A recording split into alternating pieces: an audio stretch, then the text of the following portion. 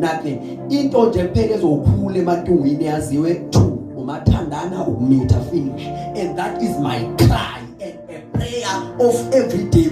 Kanti kumithwelani kanti uzalwelani ukukhala kwami kwansuku zonke, ifrustration yami yansuku zonke. Ngeke ngihlale ngimbuza uNkulunkulu ukuthi ungani ungibizele endaweni edry nje, where people don't care. Is the only thing that is good that is happening. Lalela bazan thenga ukuba ngefrustration yomuntu obizile.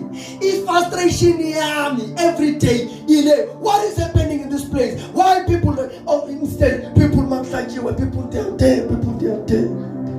Then after that uhlangana sihambe sothula ikhandela fuseke ikhandela abangathi akake kuzaba u4 laba bathi fuseke. There is no makeshift, there is no paper.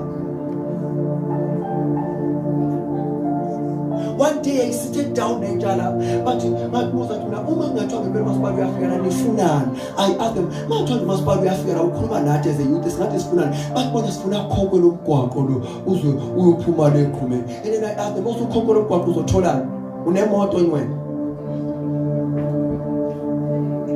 Ngibhekeni my biggest cry yami njengoba ngihlela